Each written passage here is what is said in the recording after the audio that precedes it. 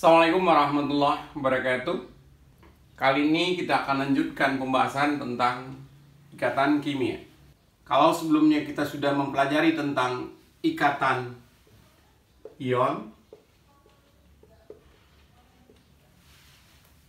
di mana pada ikatan ion itu terjadi serah terima elektron. Nah, bagaimana halnya dengan ikatan kovalen? Biasanya ikatan kovalen ini terjadi pada unsur non-logam. Kalau kita perhatikan, untuk mencapai kestabilan, unsur non-logam dengan non-logam itu biasanya dia membutuhkan elektron. Kita lihat saja dengan contoh Cl misalnya. Nomor atomnya adalah 17. Konfigurasi elektronnya adalah 1s2, 2s2, 2p6, 3s2, 3p5. Di sini kita bisa lihat bahwa elektron valensinya adalah 7. Lambang Lewisnya adalah elektron valensinya 7 berarti 1, 2, 3, 4, 5, 6, 7. Nah, bagaimana ketika Cl yang satu berikatan dengan Cl yang lainnya? Dan kita perhatikan di sini bahwa Cl itu membutuhkan 1 elektron lagi.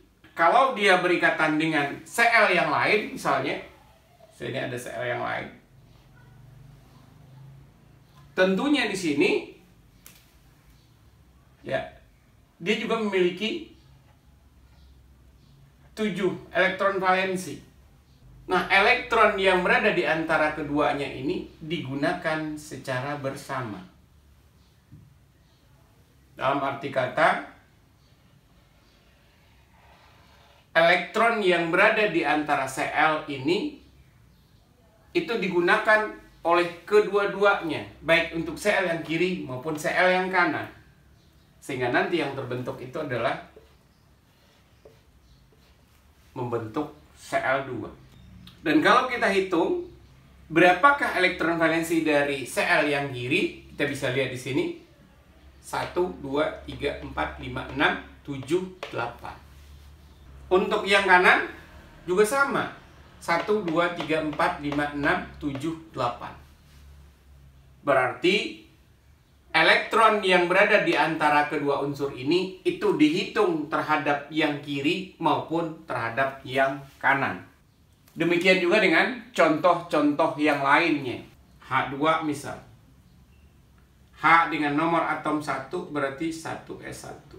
Untuk mencapai kestabilan berarti dia butuh 1 elektron lagi. Kalau untuk H tentu dia akan mencapai duplet. Kalau Cl untuk mencapai oktet. Maka dengan demikian kita tulis seperti ini, H dengan H yang lainnya. Dan ini digunakan secara bersama-sama. Sehingga H yang kiri jumlah elektronnya 2, yang kanan pun juga 2. Contoh berikut, H dengan Cl. Berarti nomor atomnya 1, 1s1. Ini 2, 2s2, 2p6, 3s2, 3p5. Tapi kalau kita perhatikan di sini, berarti ini agar stabil seperti gas mulia, ya tentu dia butuh 1 elektron lagi. Sementara kalau yang ini agar stabil butuh 1 elektron. Nah, karena sama-sama membutuhkan elektron, maka ikatan yang terbentuk itu adalah ikatan kovalen.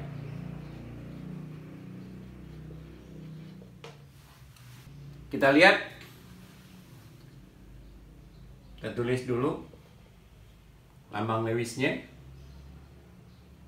Untuk H berarti 1, Sedangkan Cl elektron valensinya adalah 7.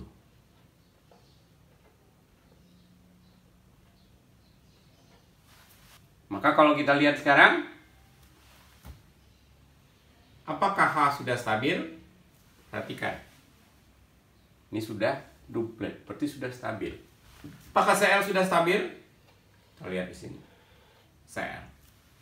Jumlahnya sudah 8. Berarti dengan demikian, maka Cl pun juga sudah stabil. Sehingga nanti yang akan terbentuk itu adalah berupa HCl. Sekarang contoh yang berikut. H dengan O. Berarti H nomor atomnya 1, berarti 1s1. O berarti nomor atomnya 8. Konfigurasinya 1s2, 2s2, 2p4. Jadi elektron valensinya di sini adalah 1. Ini elektron valensinya adalah 6. Dengan demikian, ini butuh 1 elektron. Yang ini butuh 2 elektron. Maka seperti tadi juga, kalau kedua-duanya butuh elektron, berarti ikatan yang terjadi adalah ikatan kovalen. Kita tulis lambang Lewisnya H dengan O. Elektron valensinya tadi O itu adalah 6. 1, 2, 3, 4, 5, 6. Kita lihat di sini H-nya. Apakah H-nya sudah stabil dengan ikatan begini? Nah, ini sudah stabil karena sudah duplet. Sedangkan O bagaimana? Kita hitung. 1, 2, 3, 4, 5, 6, 7. Berarti dengan demikian O belum stabil. Maka karena tadi juga dikatakan bahwa dia butuh 2 elektron, berarti di sini kita menulis H-nya kembali. Maka dengan demikian kita bisa lihat dan hitung sekarang untuk O. Sekitar atom O sekarang sudah menjadi 1, 2, 3, 4, 5, 6, 7, 8. Sudah 8. Berarti sudah memenuhi kaidah oktet. Demikian juga dengan H. Juga sama. Sudah 2. Berarti sudah memenuhi kaidah oktet. Maka dengan demikian nanti dia akan bentuk H, O, H. Atau H2O. Sekarang kita lihat contohnya H dan N. Nomor atomnya adalah 1, berarti konfigurasinya 1s1. Sedangkan N atau nitrogen konfigurasinya 1s2, 2s2, 2p3. Perhatikan di sini bahwa elektron valensinya adalah 1, elektron valensinya adalah 5. Berarti di sini membutuhkan 1 elektron agar stabil. Kalau ini membutuhkan 3 elektron agar stabil. Sehingga nanti akan bentuk ikatan kovalen. Karena dua-duanya membutuhkan elektron. Kita tulis di H dan N. Kita tulis lagi 1, 2, 3, 4. Elektronnya tadi adalah 5. Nah, kalau yang satu ini sudah kita ikatkan dengan sini, berarti apakah ini sudah stabil? Sudah. N-nya sudah stabil atau belum? Ternyata elektronnya sekarang 1, 2, 3, 4, 5, 6. Maka berarti kita butuh H lagi. Sudah stabilkah N? Sekarang baru 1, 2, 3, 4, 5, 6, 7. Maka dengan demikian kita butuh H-nya kembali. Sehingga dengan demikian kalau kita lihat H-nya sudah stabil, sudah. H-nya sudah stabil, sudah. N-nya sudah stabilkah? Kita lihat di sini.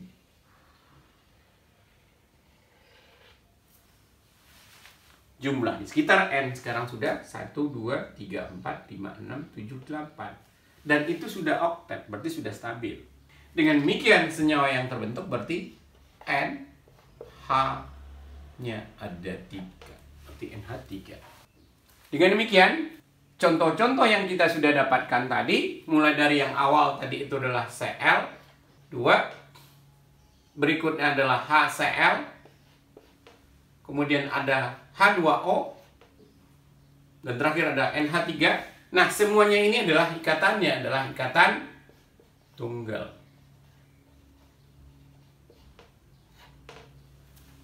Berikutnya nanti kita akan bahas ikatan rangkap 2.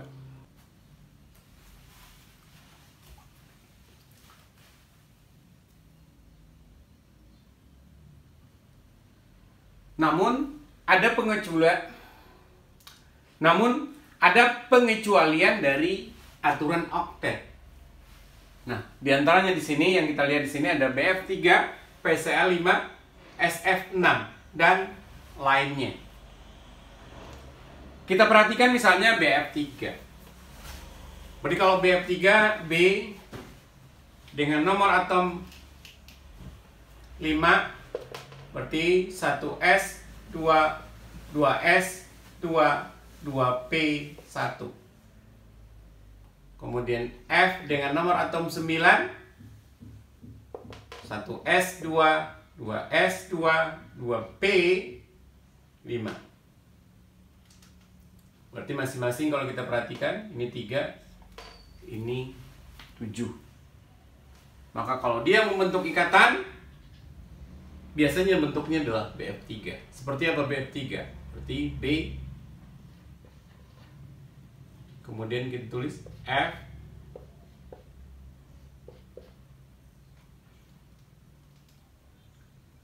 F tadi 9, 1, 2, 3, 4, 5, 6.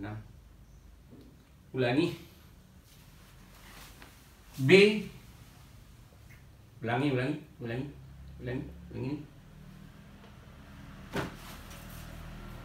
B itu adalah elektron valensinya 3, berarti 1, 2, 3. Kemudian F elektron valensinya adalah 7, berarti 1, 2, 3, 4, 5, 6, 7. Nah, ini juga sama. 1, 2, 3, 4, 5, 6, 7. 1, 2, 3, 4, 5, 6, 7. Dan kalau kita tulis, berarti dia akan membentuk P, F, 3. Kalau kita lihat F, ini sesuai dengan kaidah oktet, ya, dan 8. Tetapi kalau untuk B-nya baru 6. Tapi ini adalah berupa pengecualian.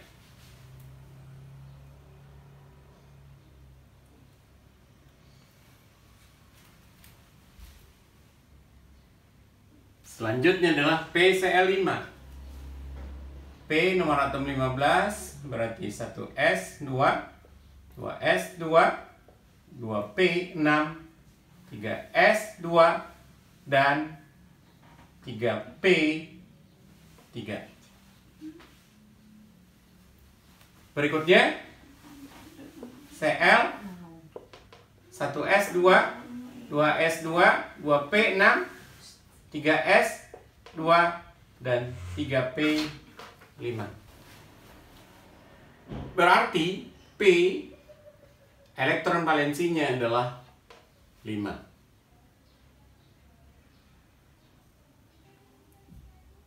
Sedangkan Cl elektron valensinya adalah 7. Nah, bagaimana dia membentuk PCl5? Ya, berarti nanti dia akan bentuk P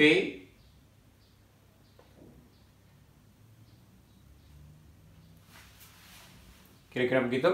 Kemudian sini ada Cl. Ini juga nanti ada Cl.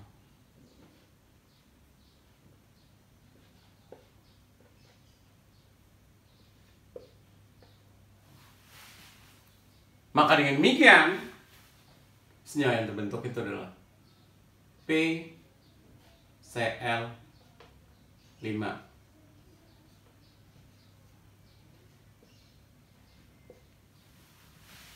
Nah, untuk yang berikutnya, bagaimana pembentukan SF6?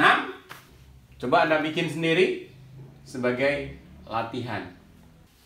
Selanjutnya adalah ikatan kovalen rangkap 2. Contoh, oksigen dengan nomor atom 8 berikatan dengan oksigen yang lain yang memiliki juga elektron 8. Jadi di sini konfigurasinya 1s2, 2s2, 2p4. Elektron valensinya adalah 6. Nah, bagaimana halnya ketika oksigen ini berkaitan dengan oksigen yang lain? Kita tulis oksigen. Nah, seperti ini misalnya. Kalau kita tulis dalam bentuk seperti ini, misalnya di sini, kita tulis juga bentuknya begini, 1, 2, 3, 4, 5, 6, itu ya. Nah, apakah di sini sudah stabil atau belum? Kita lihat di sini.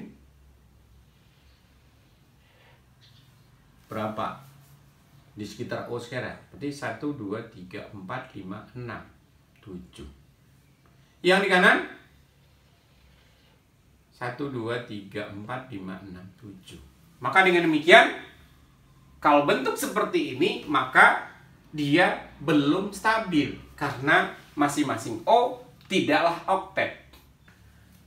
Malah di sini kita bisa lihat bahwa ada elektron yang tidak berpasangan. Nah, ini bisa disebut dengan radikal bebas. Lantas bagaimana ikatannya sebenarnya? Agar nanti membentuk oktet, maka elektron yang ada di sini dan yang ini kita ikatkan di tengahnya. Sehingga nanti kalau kita lihat lagi, berarti nanti akan terbentuk ini O yang kiri, O yang kanan, ya.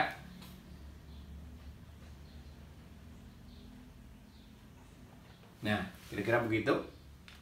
Demikian juga dengan elektron yang tadi, yang berasal dari yang kanan. Kita tandai. Yang biru berasal dari yang kanan. Jadi dengan demikian, berapa elektron di kiri? Di sekitar O sudah 1, 2, 3, 4, 5, 6, 7, 8. Sudahkah oktet? Sudah. Demikian juga dengan yang di kanan, juga sudah 1, 2, 3, 4, 5, 6, 7, 8. Berarti sudah oktet. Sehingga dengan demikian, sudah membentuk ikatan. Ikatan yang terbentuk adalah ikatan rangkap 2. Berikutnya adalah C dan O. Nomor atom 6 berarti konfigurasinya adalah 1s2, 2s2, 2p2. Sedangkan O berarti konfigurasinya adalah 1s2, 2s2, 2p4. Kalau kita lihat, berarti elektron valensi dari karbon itu adalah 4 dan elektron valensi dari O adalah 6. Kita tulis dulu lambang Lewis masing-masingnya.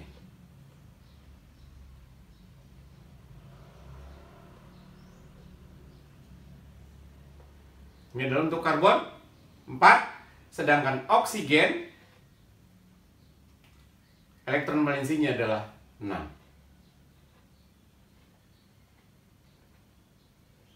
Nah, bagaimana terjadinya ikatan? Kalau kita perhatikan, tentunya karbon butuh 4 elektron lagi, sementara O cuman butuh 2 lagi. Jadi dengan demikian, kita atur sedemikian rupa agar masing-masing atom ini dia akan memiliki 8 elektron. Jadi dengan demikian kita atur sedemikian rupa. Karbon dan valensinya adalah 4 seperti ini. kemudian oksigen. Ini ada 6. Bagaimana agar jumlahnya nanti 8 itu sama dengan 2 yang ini? Ya, berarti di sini kita taruh. Dan kalau kita perhatikan di sini, apakah sudah memenuhi kaidah oktet? Untuk yang O yang di kanan sudah. Untuk karbon ini baru 6. Maka dengan demikian, dengan cara yang sama kita ikatkan dengan oksigen. Ya. 6, 2, 3, 4, 5, 6. Dan kalau kita hitung nanti yang kiri itu sudah 8. Demikian juga untuk yang karbonnya. Maka dengan demikian, semua atom ini sudah memiliki elektronnya 8. Maka sudah sesuai dengan kaidah oktet. Maka dengan demikian, berarti yang terbentuk itu sesungguhnya adalah CO2. Dimana ini nanti akan membentuk 2 ikatan, ini juga 2. Ya, sehingga dia akan bentuk CO2. Berikutnya adalah yang rangkap 3. Kita lihat N dengan nomor atom 7, berarti konfigurasinya adalah 1s2, 2s2, 2p3. Tapi kalau kita lihat di sini, elektron valensinya adalah 5. Maka kita tulis dulu lambang Lewisnya 5. Nah, kalau kita lihat di sini, ya, apabila N berikatan dengan N, nah, apa yang terjadi? Kalau ikatannya kita bikin tunggal, gitu ya, seperti ini.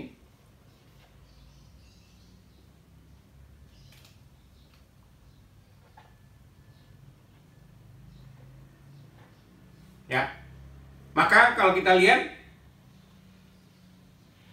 elektron di sekitar N, yang kiri baru 6, yang kanan juga 6. Berarti ini belum memenuhi kaidah oktet. Maka dari itu, kita juga coba untuk alternatif lainnya. Ada 1, 2, 3, 4, 5, seperti itu.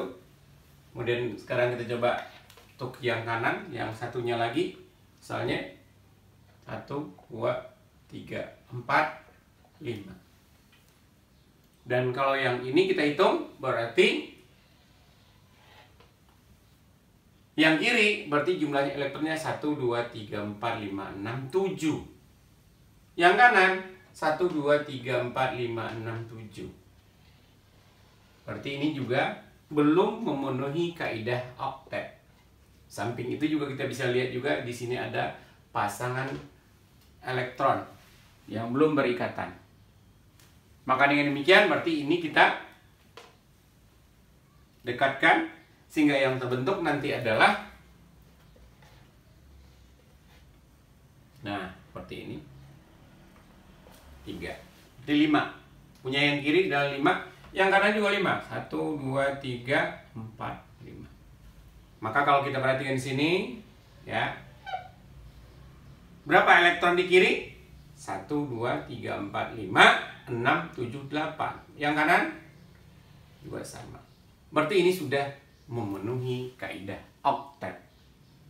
Sehingga yang terbentuk di sini adalah N berikatan dengan N itu adalah ikatan rangkap 3.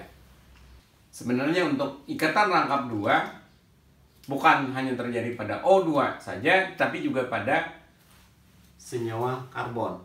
Dalam hal ini, karbon kita tahu dia punya elektron valensinya adalah 4, ini nomor atomnya adalah 6, itu S2, 2S2, 2P2. Elektron valensinya adalah 4.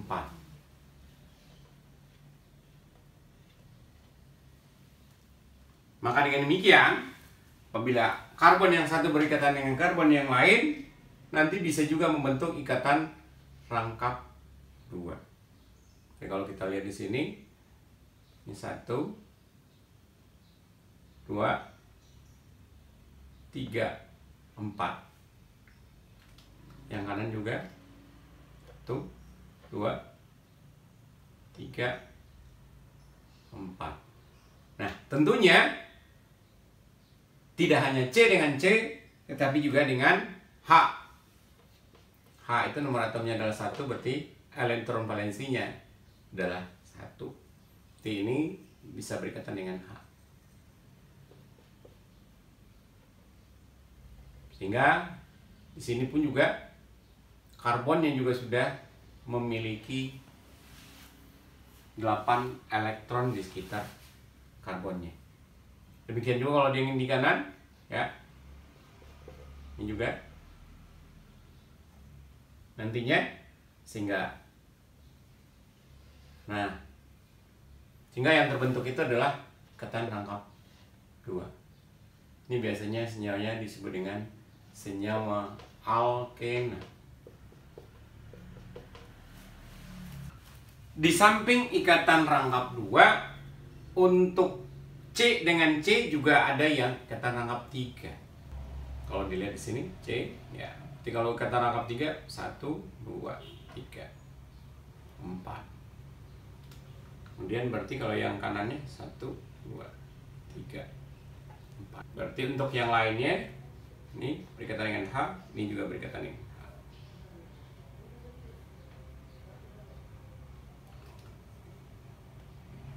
Sehingga kalau kita perhatikan di sekitar atom karbon ini sekarang sudah 8, memenuhi kaidah oktet.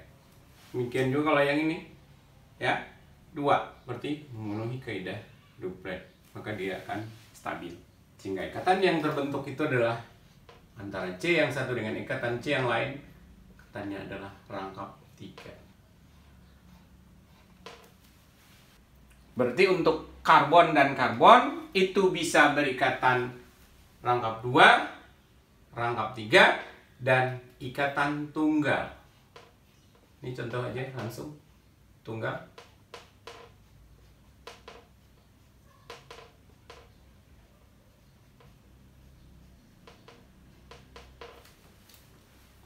Selanjutnya, ikatan kovalen itu bisa dibedakan menjadi 2, yaitu ikatan kovalen nonpolar dan ikatan kovalen polar. Apa yang membedakannya?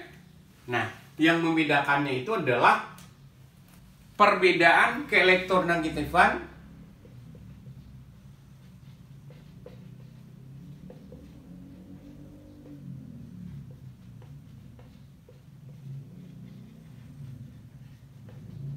penyusunnya. Bentuk molekulnya.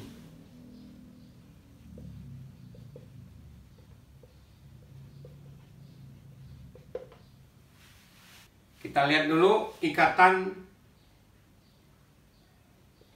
kovalen nonpolar.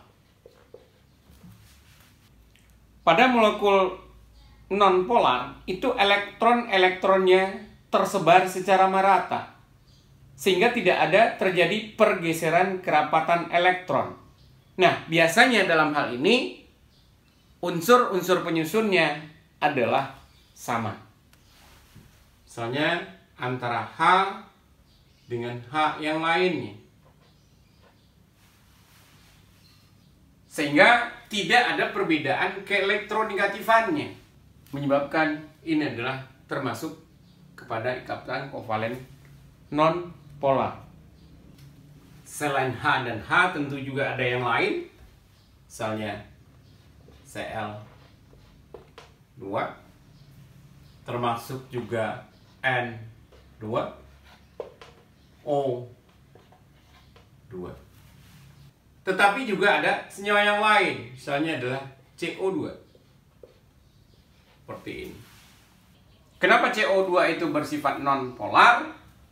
Karena memang di sini kalau kita perhatikan dia memiliki ikatan CO, dan sebenarnya di sini ada perbedaan keelektronegativan.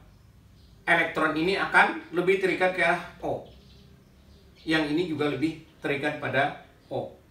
Tetapi dalam hal ini ini bentuknya adalah lurus. Nah, bentuk molekul juga ikut berperan di sini. Sehingga dengan demikian, CO2 itu adalah bersifat non-polar. Berikutnya adalah kovalen polar. Contohnya H dengan Cl. Jelas bahwa H dengan Cl itu terdapat perbedaan keelektronegatifan yang cukup besar. Biasanya unsur yang bersifat elektronegatif itu ditandai dengan delta negatif atau parsial negatif, dan yang lebih positif disebut dengan parsial positif, ditandai seperti itu. Dengan demikian, adanya parsial positif dan parsial negatif, maka ini dia akan membentuk dipol nantinya. Makanya senyawa ini bersifat polar. Khusus untuk senyawa yang diatomik seperti ini, maka semakin besar perbedaan keelektronegatifannya, maka semakin polar juga ikatannya. Contoh yang lain adalah air. Seperti ini, air.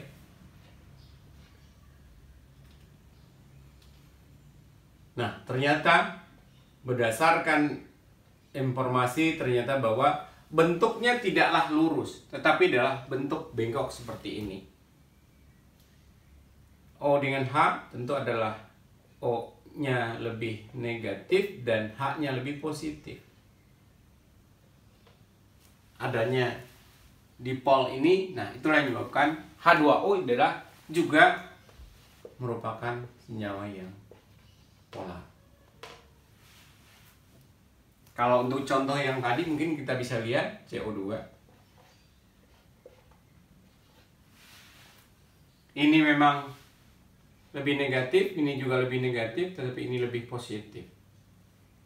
Ibarat tarik-menarik, satu menarik ke kanan, yang lainnya menarik ke kiri dengan ukuran yang sama besar. Karena bentuk ini adalah molekulnya adalah lurus, menyebabkan senyawa ini bersifat non-polar.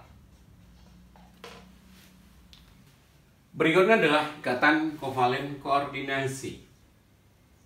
Kapan ikatan kovalen koordinasi itu terbentuk dan bagaimana prosesnya? Nah, kita akan lihat.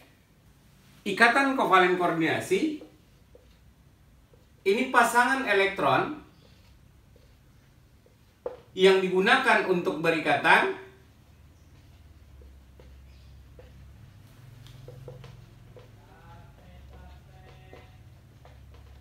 berasal dari salah satu unsur saja. Mungkin kalau kita lihat yang sebelumnya HCl. Nah, kalau kita lihat di sini HCl, jelas bahwa elektron itu berasal dari, ini elektron ikatannya ya, berasal dari H dan berasal dari Cl. Sementara kalau ikatan kovalen koordinasi, elektron ikatan itu hanya berasal dari salah satu unsur saja. Kita lihat NH3.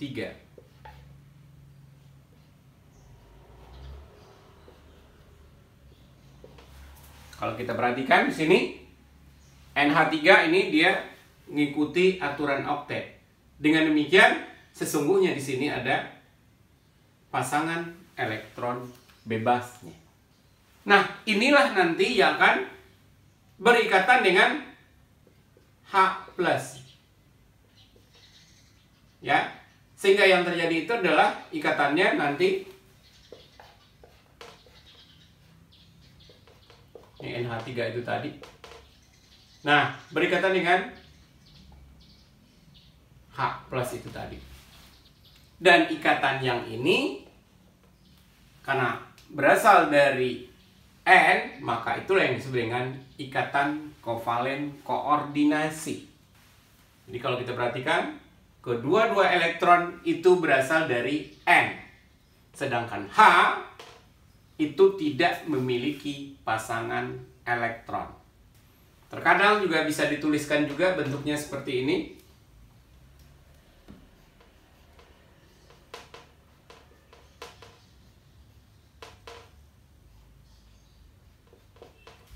Contoh lain, NH3 dan BF3.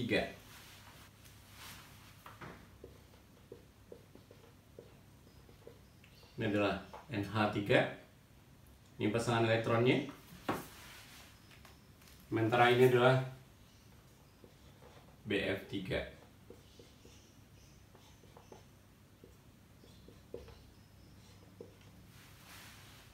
Jadi di sini nanti elektron ini akan digunakan untuk berikatan dengan B. Sehingga nanti yang akan terbentuk itu adalah N